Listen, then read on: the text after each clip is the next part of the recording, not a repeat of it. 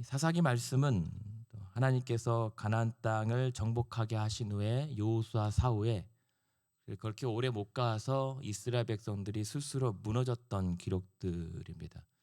그러나 무너지면서 하나님께서는 이스라엘 백성들을 홀로 내버려 두지 아니하고 그때마다 사사라고 하는 이 리더들을 세워서 민족과 나라를 다스리고 또 보호해 가셨습니다.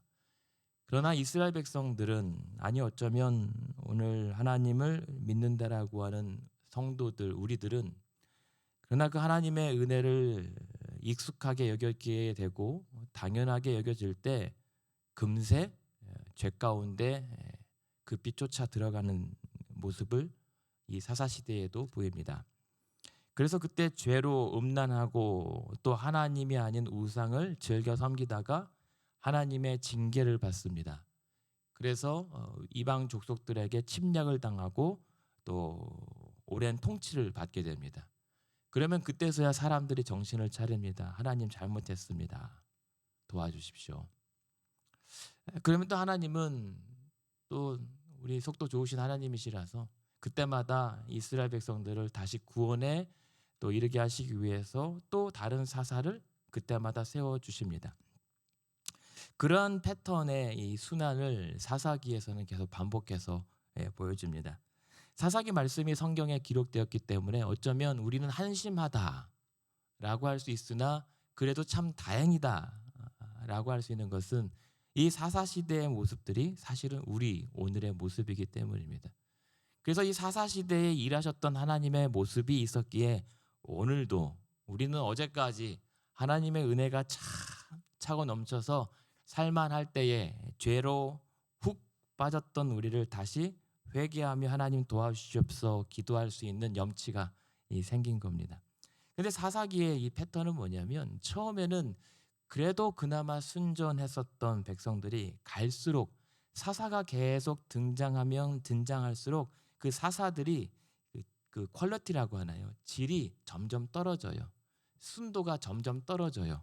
하나님께서 구원하시긴 하시는데 그 구원하심에 순종하는 백성들의 반응이 점점 이 질이 좀 떨어져 갑니다. 그럼에도 불구하고 말씀하시는 것은 결국 인간 사사, 하나님 아니시면 안 되는 인간으로서는 그 은혜를 감당하기도 힘들고 또 구원할 수 있는 능력도 없다라는 사실을 적나라하게 보여주시는 것이 사사기 말씀입니다. 그래서 오늘도 우리는 하나님이 필요합니다. 그리고 우리의 인간 사사가 아니라 영원한 하나님의 아들 예수 그리스도가 우리의 진정한 사사, 지도자 되십니다. 라고 하는 말씀을 사사기에서는 말씀하려고 해요. 근데 그 가운데 사실은 이 기드온이라고 하는 사람은 우리가 사사기 중에서 가장 유명한 사사일 거예요. 그러니까 사사기에서 그 인기 순위를 한번 보자면 1등이 아마 삼손일 거예요. 그리고 2등이 아마 이 기드온. 그래서 주일학교 때부터 기드온의 300명 용사는 사사기가 어디 있는지도 몰라도 그냥 알거든요. 근데 6장에 보면 이 기드온은 하나님의 큰 용사라고 일컬음을 받아요. 큰 용사예요. 하나님의 큰 일에 쓰임 받았던 정말 대단한 용맹한 지도자였습니다. 그리고 7장까지는 우리가 그 유명한 메뚜기 때 그리고 모래 때처럼 많은 미디안 족속과 아말렉 족속을 단 300명으로 고작 300명으로 무찔렀던 아주 용맹한 장수입니다. 국민 영웅이고 백성들은 이 기드온을 왕으로 세우기를 원했습니다. 이 기드온이 우리의 왕과 지도자만 되어도 우리는 든든하다라고 했던 당연한 심리겠죠. 그런데 오늘 읽어드렸던 이 8장에 이런 기드온의 삶을 잘 요약하고 그 기드온이 그렇게 치열하게 어떻게 보면 크게 쓰임받았을 인생의 마지막 무엇을 남겼는가? 그것이 바로 27절에 보면 기드온이 그 금으로 에봇 하나를 만들었다라고 하는 것입니다. 그냥 그렇게 열심히 살았는데 그렇게 하나님의 분부하심 따라서 정말 엄청난 어쩌면 다윗에게는 골리앗을 쓰렸던 지난날의 추억이 있었다면 기드온은 내가 왕년에 300명으로 엄청난 승리를 거두었지라고 하는 추억담들이 있을 법한 대단한 인생입니다. 근데 그렇게 대단하고 화려하고 사람들에게 칭송받는 그 인생이 남겼던 것은 고작 금 에봇 하나였던 것이죠. 어쩌면 우리는 이렇게 치열하게 살아갑니다. 오늘도 맡겨진 삶의 최우선으로 하나님을 두고 하나님의 쓰임과 하나님의 인도를 구하면서 열심히 하나님의 일을 또 이루고 삽니다. 그리고 그것이 비록 순전한 건 아니더라도 궁극적으로는 나의 평안을 추구한 것이지만 그래도 궁극적으로는 그래도 하나님 영광 받으시옵소서라고 그래도 뒤늦게라도 영광을 올려드리기도 합니다. 그렇게 평생 살아왔고 여러분이 지난날 살아오면서 크고 작은 화려한 기억들, 참 이렇게 열심히 살았고 무언가를 대단한 것을 이루었을 것 같은 그런 왕년의 인생들이 있을 것 같은데 과연 그렇다면 오늘 우리가 죽는다면 무엇을 남길 수 있을 것인가? 하나님 앞에 그렇게 치열하게 우리가 살아왔는데 나의 자녀들과 후손들에게 무엇을 주어야 유익할까? 기드온의 경우는 금으로 에봇을 만들었습니다. 에봇은 그때 당시에 그 제사장들이 입었던 제사장들의 옷 같은 거죠. 그냥 옷입니다. 요즘에 연예인들 뭐 영화배우 드레스 같은 경우 자선 뭐 바자회 같은데 그냥 경매로 내서면은 조금 누가 입었다라고 하는 정도의 의미 가치를 부여해야 하는 옷 하나를 남겼던 거예요. 근데 그 옷 하나 기껏 남기려고 그렇게 치열하게 살았던가? 그게 사실 우리의 허망한 인생입니다. 우리가 오늘 아무리 치열하게 살아도 설령 그것이 하나님 앞에 그렇게 크게 쓰임을 받았고 정말 큰 일들을 가정이든 어떤 교회든 사회든 이루었더라도 우리가 남길 수 있고 기념할 수 있는 것은 그냥 옷 한 벌 정도면 그것도 감사하죠. 근데 요즘에는 그렇더라고요. 예전에는 뭐 어르신들이 입었던 그 옷이면은 그래도 그것을 하나라도 고이 접고 장롱 기프 속에 보관하기라도 하는데 요즘에는 그냥 바로 태우거나 버리잖아요. 우리가 여기 묘지가 있지만 묘지에도 그렇게 화려했을 다 인생들입니다.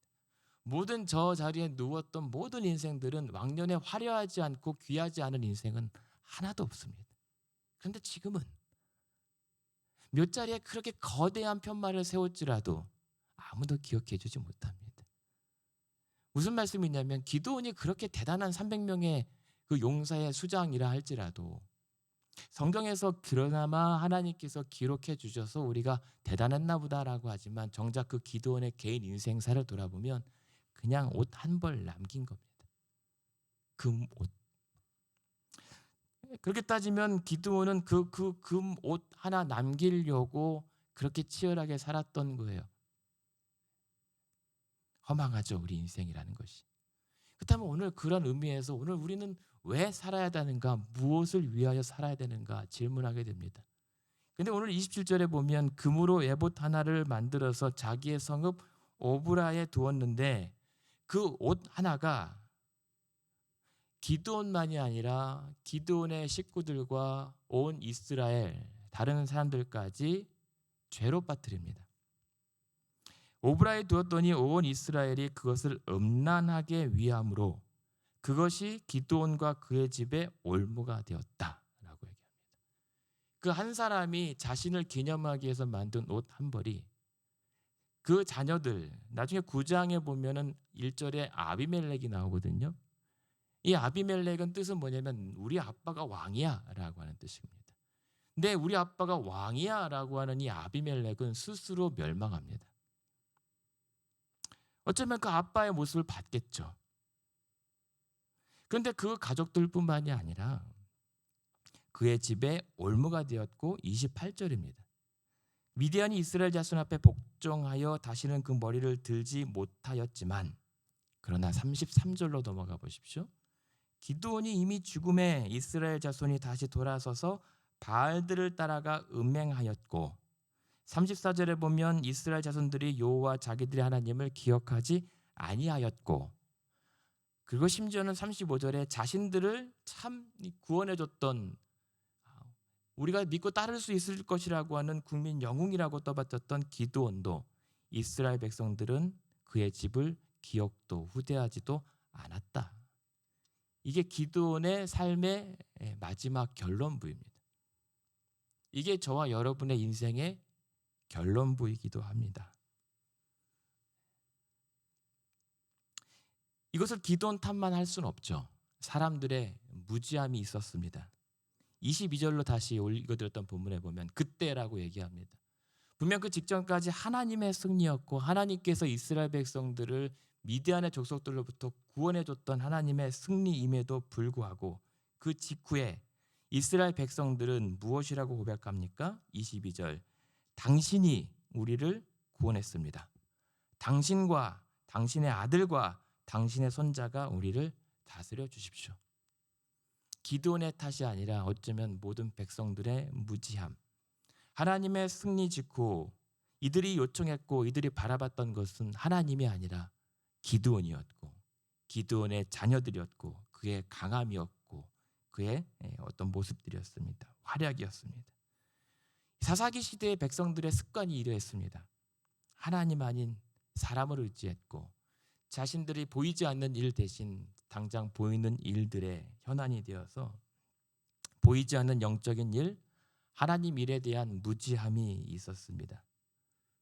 그래서 지금 이러한 백성들이 하나님께 영광, 말은 그럴싸하게 하나님과 기드온을 위하여 싸우라라고 하면서 그날 300명의 용사들이 이 불을 들고 고함으로 이겼던 있지만 하나님은 단지 구색이었고 사실은 기드온 당신이 우리의 왕이 되어 주십시오라고 했던 것이죠.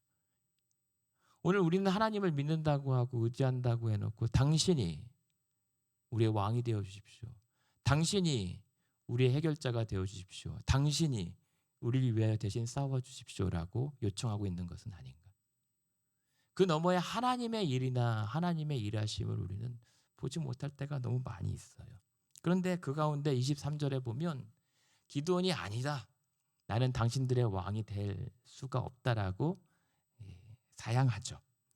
나는 너희를 다스리지 아니하겠고 나의 아들도 너희를 다스리지 않겠다. 대단해 보입니다. 하지만 결국 기드온은 왕이 됩니다. 그리고 그의 아들도 왕이 되려다가 결국은 실패하죠. 무슨 말이냐면 기드온은 나는 너희를 다스리지 않겠다라고 얘기해요. 그런데 24절에 보면 하지만 내가 또 너희들에게 대신 왕 대신에 요청할 일이 있다. 혹시 너희들이 취한 귀고리를 나한테 다오 얘기합니다. 그러니까 금 귀고리를 달라고 해서 만든 것이 26절에 보면 금 귀고리의 무게가 금 1700세겔이면 20kg 정도라고 합니다. 20kg의 금이면 요즘에는 대박이죠. 금값이 요즘처럼 올라가는 이 시대에. 근데 이 모은 금으로 그 금옷을 만들었던 거예요. 그렇게 모은 옷으로. 그렇게 봤을 때 지금 기드온은요. 자기가 왕이 되지 않겠다라고 얘기했지만 사실은 왕에 맞는 예우를 요구했고 받은 거예요. 그러니까 이 말은 자신은 슬쩍 하나님 아니 내가 하나님이 나를 세우신 것이다라고 얘기하는 처럼 보이지만 자신이 그 하나님의 영광을 가로채고 있는 겁니다. 왕은 자리는 거부했지만 실질상으로는 왕의 대우와 예우를 기대했던 것이죠. 지금 사람들에게 금을 거두는 장면은 뭐냐면 왕에게 신하들이 조공을 바치는 모양새예요.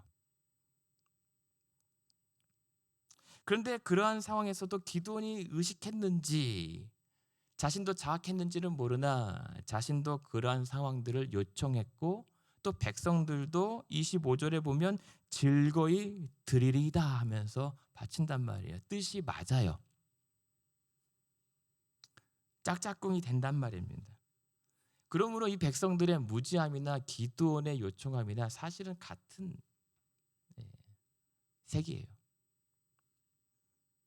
그러나 그런 어떤 부분에 그때 당시에는 승리의 기쁨 때문에 그런 에봇 하나 정도 뭐 대단한 것인가 할 수도 있었겠지만 그 에봇 하나 때문에 집안과 백성들이 다 실족하게 되었다라고 하는 빌미를 제공했던 거죠.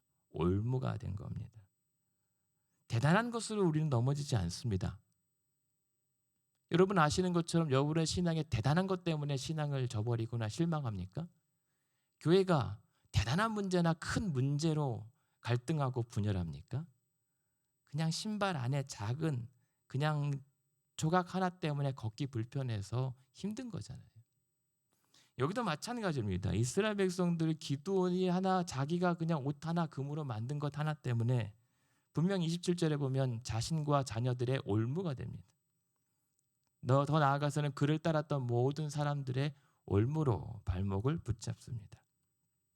그리고 결국은 에봇, 하나님을 예배하는 제사장의 옷이 오히려 또 다른 부적이 됩니다. 하나님을 예배하려고 잘 만들었던 화려한 옷이 우상이 됩니다. 근데 그 에봇 하나가 27절에 보면 어디에 두었다고요? 자기의 성읍 오브라에 두었다라고 얘기하잖아요.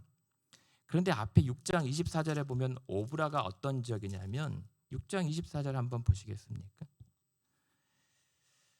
기드온이 처음에 부르심을 받을 때 하나님께서 아유 하나님 나는 정말 지극히 작은 자이고 정말 25절에 나는 약하고 아무것도 못하는 자입니다. 그랬던 자에게 하나님께서 아니다 너는 나의 큰 용사 내가 너와 함께 할 것이다 라고 얘기하면서 23절에 보면 두려워하지 말라 죽지 아니할 것이다 라고 하면서 이 말에 은혜 받은 기드온이 거기에 제단을 쌓아요.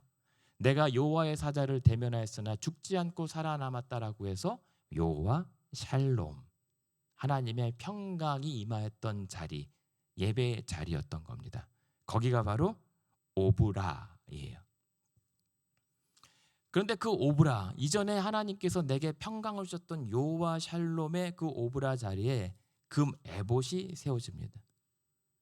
근데 그 에봇이 어쩌면 자신에게는 제단을 예전에 하나님의 은혜를 기념하기 위해 세웠을 옷일지라도 몰라도 그러나 그 여호와 샬롬 제단 자리에 금 에봇의 옷이 기념물로 세워지는 순간 그 자리는 더 이상 여호와 샬롬의 자리가 되지 않고 엔샬롬의 자리가 됩니다. 여호와 샬롬, 샬롬이 평안이라고 한다면 엔샬롬은 부정어입니다. 엔은 샬롬이 없다라고 하는 겁니다. 그래서 사사기의 얘기는 엔샬롬 교향곡이다라고 표현하기도 해요. 무슨 말이냐면 평안이 없는 시대의 서글픈 이야기들. 하나님은 계속 여호와 샬롬으로 이들과 함께 일하고 동거하길 원하는데 이스라엘 백성들의 이 무지함으로 인하여 그 땅에 엔샬롬이 찾아오게 됐다. 평안을 스스로 저버리게 되는 것이죠. 근데 그런 그 금으로 만든 그 옷 하나 때문에 그 땅에 샬롬이 사라지면서 비극이 찾아와요. 기드온이 실질상은 왕을 사양했지만 왕의 삶을 살았다라고 하는 증거가 무엇이냐면 30절입니다.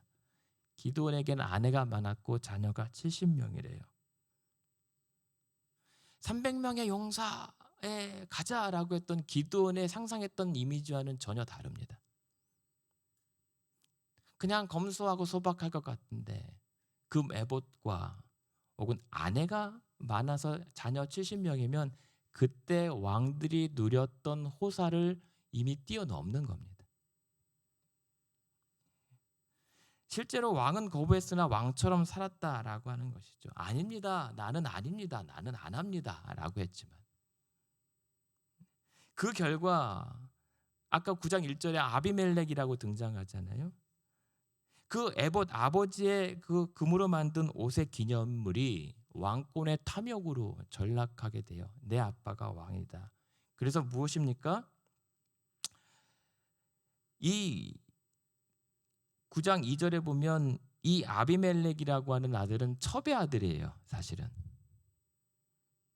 근데 첩의 아들이 뭐라고 하냐면 세겜의 다른 아들 70명을 다 불러서 4절에 보면 은 70개를 내어서 방탕하고 경박한 폭력배들을 사서 5절에 보면 형제 70명을 다 죽여요. 비극이 된 겁니다. 만약 이때 에봇이 아니라 하나님의 이름을 아니면 하나님을 끝까지 존중하고 믿고 신뢰하는 신앙이 이 자녀들에게 올무가 아니라 기쁨으로 유산이 되었다면 이러한 그 아들 70명이나 되었을 때는 다들 부러워했을 텐데, 잘 나갈 때는 다들 존경하고 부러운 집안이었을 텐데 결론은 비참한 비극으로 이어졌던 것. 그때 그 하나가 이렇게 큰 비극의 결론을 이끌게 되었을까? 우리에게 그것을 지금 도전하시는 겁니다. 오늘 나의 작은 기념 하나가 우리의 식구들과 자녀들과 성도들과 교회와 이웃들에게 실족함으로 이어질 수 있다라고 하는 가능성을 보여주시는 거예요. 그것이 당장이든 대를 이어서든 시간이 흘러서든. 그래서 기드온이 죽은 다음에는 본격적으로 그냥 백성들이 나락으로 떨어지고 언제 하나님이냐, 바알을 자신들의 신으로 삼고 아예 그 기드온조차 기억하지 못하는 시대, 그게 현실이에요. 여러분, 우리는 이 아침에 이런 말씀을 드리면 죄송한 말씀이 있는데 우리는 어차피 죽어요. 오늘 죽을지 내일 죽을지 몰라요. 제가 젊기 때문에 여러분보다 조금은 더 살 가능성은 좀 있겠죠. 그런데 항상 하시는 말씀이 있잖아요. 죽음엔 선우가 없다고요. 지난주에 어떤 한 분을 뵀는데 30년 동안 일했던 직위가 오늘 아침에 출근하다가 운전하다가 오시는데 갑자기 뒤에서 보는데 차가 슬슬슬슬 이렇게 오른쪽으로 기울더니 갓길에 세워놓고 한참을 정박해 있더래요. 주차돼 있더래요. 그래서 뒷사람이 그걸 보고 이상하다 여겼는데 그냥 운전하다가 심장마비로 돌아가셨어요. 아직도 한창 젊으신데. 그래서 30년 동안 그렇게 내일 보자 어제 보자 30년 동안 그렇게 일했어. 우리가 나중에 또 은퇴해서 뭐 하자라고 했을 이 한 인생이 오늘 하는 아침에 그냥 그렇게 허망하게 사라지는 게 우리 인생입니다. 그것이 때가 7, 80년 되고 90세가 돼도 될지라도 결론은 똑같습니다. 근데 그런 허망한 인생이 우리가 그렇다면 오늘 우리가 무엇을 기념하고 무엇을 남겨야 될까? 아니 무엇을 남길 수 있을까? 없습니다. 금붙이로도 여러분들을 기억하게 하지 못합니다. 우리는 여러분 돌아가신 다음에 우리가 죽은 다음에 자녀들이 3년 기억해주면 땡큐죠. 매년 추석마다 우리가 가나안 동산을 가잖아요. 안 옵니다. 친구였고 사랑하는 이들이었어도 안 옵니다. 바쁩니다. 그냥 마음속에 기억이 되는 거예요. 그렇다면 오늘 우리가 신앙생활 하면서도 마찬가지입니다. 우리가 무엇을 남길 수 있을까요? 오늘 우리에게는 금 에봇이 없나요? 하나님이 아닌 나의 업적과 나의 어떤 행적의 기념물이 혹시 목적이 된 건 아닌가요? 평생 말 하나 못하는 금붙이 에봇 하나에 내 삶 전부를 걸고 있는 것은 아닙니까? 내가 하나님의 일을 위하여 그렇게 살아온다고 하지만 하나님 나 같은 지극히 작은 자를 하나님의 일을 위하여 사용하여 주십시오라고 얘기는 하고 아유 하나님 나는 아닙니다라고 그렇게 겸손을 떨어도 내 깊은 심중에 표출된 욕망은 무엇입니까? 여러분 우리는 금 에봇 하나씩 걸치고 삽니다. 그리고 하루하루 살아가는 게 그 옷에 금붙이 하나씩 더 한 땀 한 땀 기우고 있는 거죠. 나의 신념이 금 에봇 옷일 수 있습니다. 내 소신과 내 업적과 내 신앙이 금 에봇일 수 있습니다. 우리 교회가 내가 사랑하는 교회가 금 에봇일 수가 있습니다. 하나님께서 내게 맡겨주신 가족이 내 직장이 내 삶의 업적물이 하나님이 아닌 나의 금 에봇이 될 수 있다는 거예요. 그런데 그것이 사람들은 당장 높여주고 알아줄지라도 내 자녀들의 올무가 되고 내 자녀들의 대를 이어 비극으로 이어지게 되는 결론의 빌미를 제공한다면 그것이 과연 좋은 것인가? 그것이 나만이 아니라 이웃들에게 선한 영향력을 끼치지 못하고 가족과 내 이웃들에게 오히려 나 혼자가 아니라 여러 사람을 다 실족하게 만드는 일들이라면 대체 우리는 무엇을 위해 신앙생활을 해야 할 것인가? 무엇을 우리가 남길 수 있다면 남겨야 할 것인가? 기념할 것인가? 오늘 하나님 말씀은 우리에게 도전하십니다. 그렇다면 오늘 금 에봇 하나 우리는 이 아침에 먼저 하나님 앞에 집어 던져버리고 기도해야 됩니다.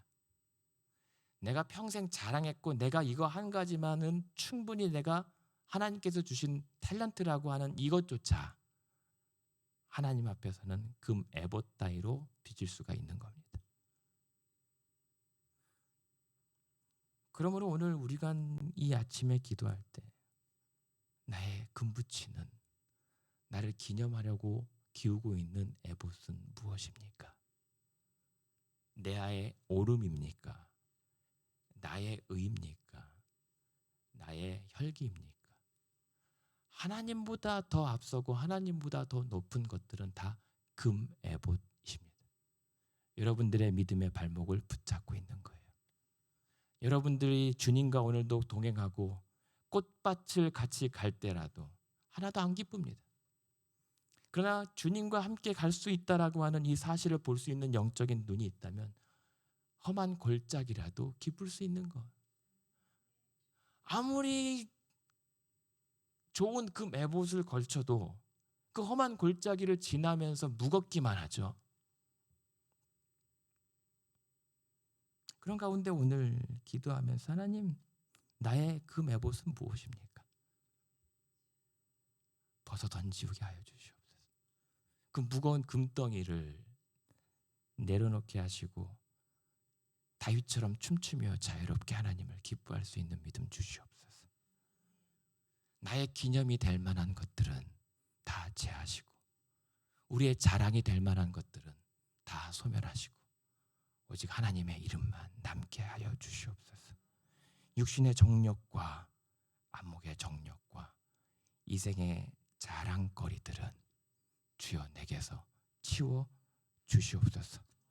사람들에게 나의 오름을 인정받으려는 욕망조차도, 사람들에게 인정과 칭찬을 받고 싶은 욕구조차도 주여 치워 버리시옵소서. 괜히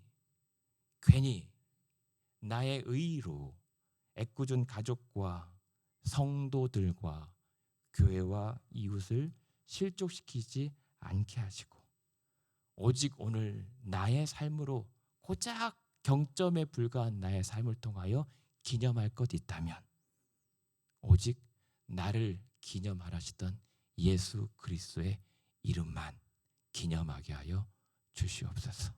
내가 죽고 내가 오늘 당장 오늘 이 하루 최선을 다해 달다가 허망하게 사라질지라도 내가 없고 남은 자리에 금 에봇이 아니라 그리스도의 십자가가 세워지게 하여 주시옵소서. 그런 아침 되기를 주님의 이름으로 축원드립니다.